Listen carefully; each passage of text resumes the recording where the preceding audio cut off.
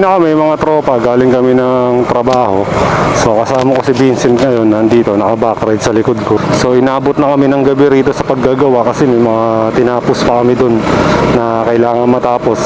Baka kasi biglang umulan mga tropa, mababasa dun sa loob.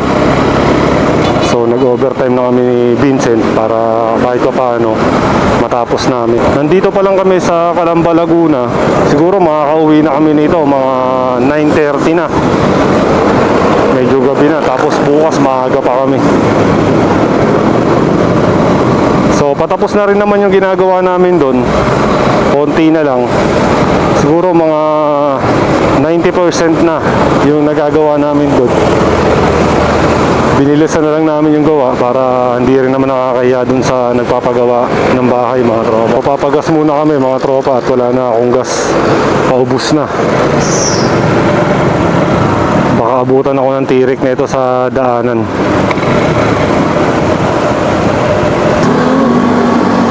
$200 green. 203? Ulit ng bata oh.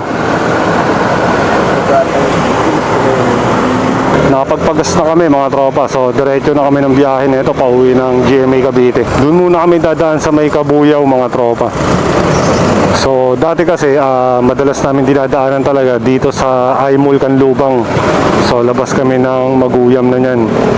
So ngayon dito kami dadaan sa Kabuyaw para naman makita na itong kasama ko na yung mga dinadaanan natin. Kasi ano to baguhan sa ganito mga tropa. So hindi kasi nakakalabas-labas to sa amin, bibihira lang. Kung makalabas man dun lang, medyo malapit lang, around GMA lang, Dasma. So hindi pa to nakakapunta sa mga ganitong lugar. Kaya iniikot-ikot ko mga tropa, yung mga dinadaanan natin pag pauwi. Para nagagamay niya yung daanan. At least mapunta man siya dito, matatandaan niya pa rin kahit pa paano yung mga dinadaanan ko. At madali siya makakauwi. Sen! Pag iniwan kaya kita rito, makakauwi ka pa? No! God, please, no! No!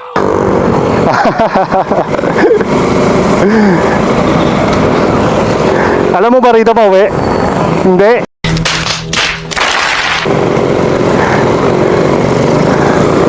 Pag iniwan ka pala dito, Sen, hindi ka na makakauwi. Kaya kailangan tatandaan mo yung mga dinadaanan natin. Para mapunta ka man dito, at least alam mo yung mga sasakyan mo, uwian mo. First time mo makarating dito, Sen? Ha? First time mo lang makarating dito? First time mo lang pala makarating dito? Huwag mo sandalin yung GB box ha. Malaglag yan. Sarap na sarap ka dyan. Pagka nalaglag yan, kasama ka talaga. Try natin, Sen. Iwan kita rito. Tapos mag-commute ka na lang. Makakauwi ka pag iiwan kita rito. Hindi. Alamin mo kasi mga dinadaanan natin.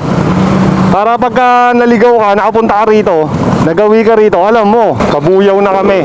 Medyo malapit na kami sa daanan, yung shortcut papuntang Carmona.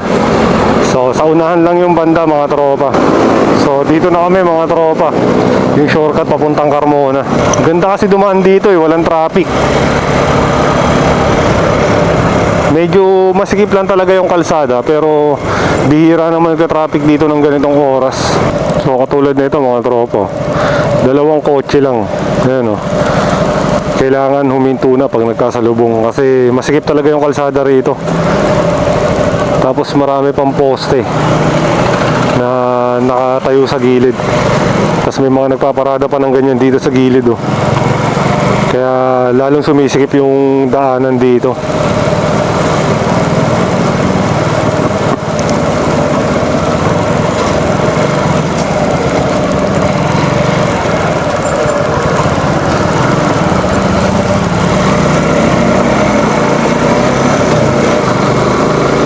Nandito na kami sa Greenfield, Santa Rosa mga tropa.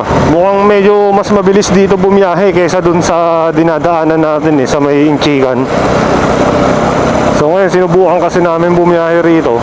Sinubukan ko lang para makita ko rin kung ilang minutes yung difference ng biyahe. Pero sa tingin ko lang, mas mabilis talaga dumaan dito kaysa dun sa may Inchican, mga tropa. Pero malalaman natin yan mamaya pag uwi natin ng bahay, kung saan talaga ang pinakamabilis na ruta. Greenfield City, Santa Rosa.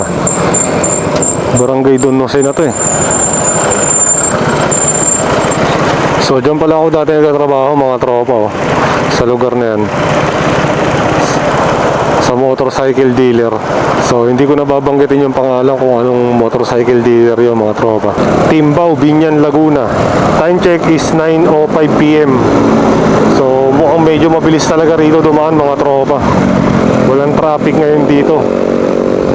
So malalaman natin mamaya dito sa Carmona kung traffic o hindi. Yun, sa wakas, nakarating na kami rito sa Carmona, Cavite. So, ang bilis lang ng biyahe. Time check is 9:14.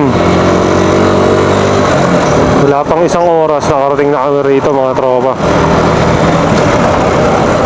So, medyo traffic din kasi banda sa Kabuyaw. Kaya medyo natagal-tagalan din tayo ng konti. Pero, mas mabilis dumaan dito kaysa doon sa Inchican. So dito kasi wala pa tayo isang oras, nandito na tayo sa Carmona.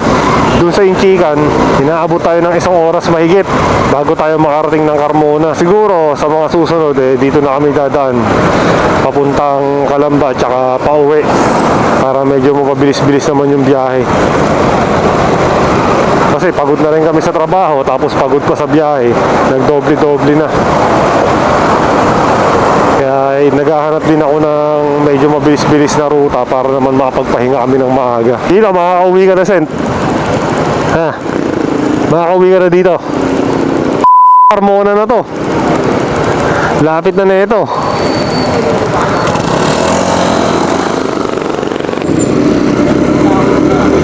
Ha? Makauwi yata ako. Ha? Napunta ko na to. Napunta mo na to? Oo. Diba? Lapit-lapit na lang nito sa atin eh.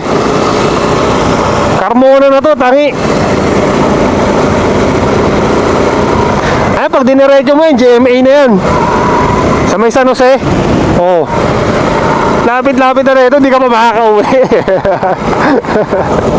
Mongoloid ka talaga eh, no? Ayan o, GMA na o, nakalagay o. Diba? Nag-iisip ka pa kanina kung nasa na tayo.